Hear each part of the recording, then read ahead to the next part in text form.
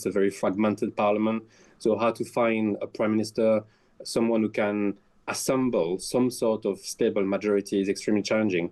But all of this stems from the fundamental mistakes that Macron made essentially a year ago, a bit more than a year ago, back in 2024 when he called a snap election, which resulted in this parliament that we are now struggling with. The Labour government hopes its warming relationship with its near European neighbours will reap political benefits. It has high hopes that the one-in, one-out migrant agreement with France will start to pay dividends, and there are signs of a food deal with the EU that could lower the price of cheese and fine wine. But political chaos over the Channel is putting that at risk, with the French government set to collapse in just 7 days in a vote of no confidence that the current administration is highly unlikely to win. Well, François-Joseph Schichan is a former French diplomat and political consultant at Flint Global and joins us to decipher what's going on. Good morning. Good morning.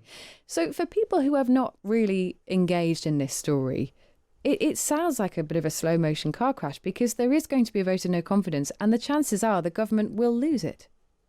Yes, it's now very, very likely that the Prime Minister is going to lose that vote. And actually all of the discussions happening now in Paris in political circles is all about what happens next. And basically what's going to happen is that the ball is going to be back in Macron's court, and he will have to decide whether to appoint a new Prime Minister to try to find some sort of alternative majority to run the government, or to call for fresh elections.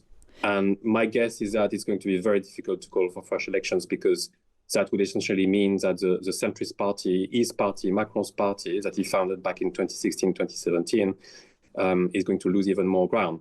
So I think the president is going to try to find a new prime minister.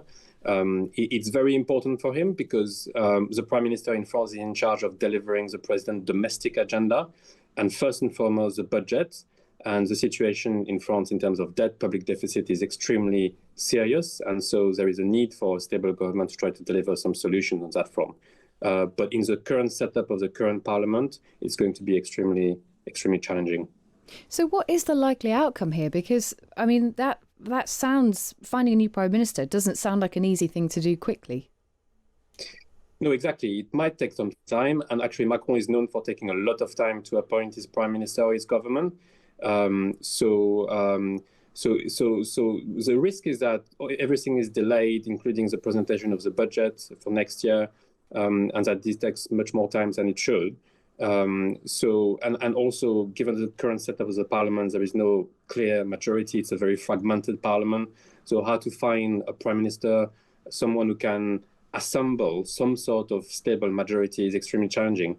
But all of this stems from the fundamental mistakes that Macron made essentially a year ago, a bit more than a year ago, back in 2024 when he called a snap election, which resulted in this parliament that we are now struggling with. So he's going to struggle to form a government and to appoint a prime minister. And if he can't do that, then the only solution that will be there for him will be to go to elections. And is that what people really want to see? Because my understanding is that the far right are benefiting quite a lot in this situation. There is a bit of a rumbling, a question about whether that would be the best outcome here. Yes, exactly. A lot of the mainstream political parties, I would say, are extremely reluctant to go to election because they know they would be wiped out, and that the far right and the far left, by the way, would make some strong inroads. So that's a conundrum.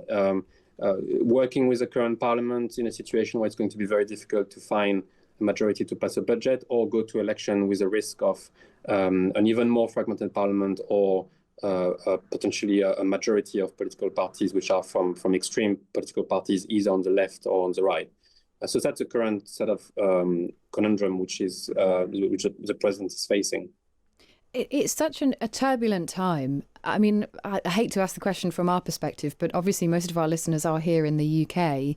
France is absolutely key to a part of the government's plan to reduce illegal crossings into the UK, this one-in, one-out agreement. Will that hold? Will that sustain whatever happens politically next in France? So I think most of it will hold in terms of the commitments that have been taken. For example, last month there was a summit between Prime Minister Starmer and President Macron on all of these issues, including migration and small boats and all of that. So I suspect this is going to continue, because in France, there is actually quite a strong consensus on the necessity to do something about these issues as well. In terms of immigration.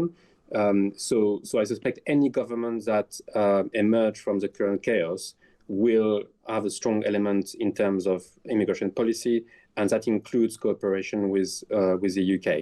But this has its limits because people on the French side of the channel are also, but that is not new, that is not linked to the current political situation.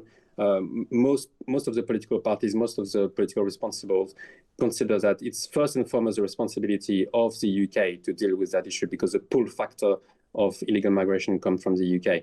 So that is not going to change. But the cooperation that has been put in place last month is going to continue, I suspect. You have to remember one thing as well is that in France, the president is in charge of foreign policy, of European policy.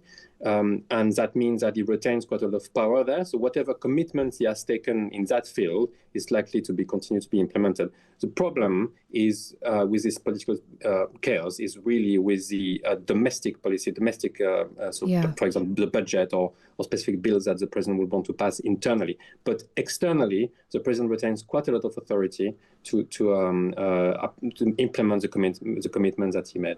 And just on that, finally, you mentioned the rise of the far right and the left at this moment in French politics.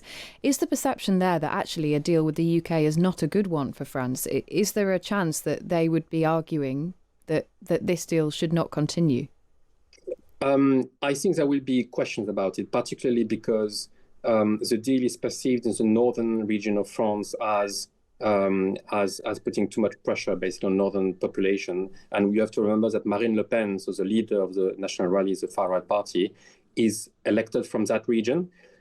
So she will have a particular interest in what's going on with the UK in terms of migration policy. But overall, again, I think there is a consensus. The debate has moved forward really, really fast and quite far on both sides of the channel when it comes to immigration, I think. So the consensus is that something needs to be done. And then I think the opposition of some people, for example, in France, in terms of the deal, will be more on the nitty-gritty, on the details, rather than on the overall picture and the overall objective. François-Joseph Schichan, thank you so much for giving us the insight there into what's going on in France and how it will affect politics here in the UK, especially, as we mentioned earlier, that Yvette Cooper is going to be giving a statement in the House of Commons later on today. You will remember that the government has already, they have chosen a number of migrants who are going to be part of this one-in, one-out deal. We're expecting to see some movement on that in the coming weeks. So anything that goes on in France would have a real impact here in the UK. It's something we'll keep an eye on, definitely.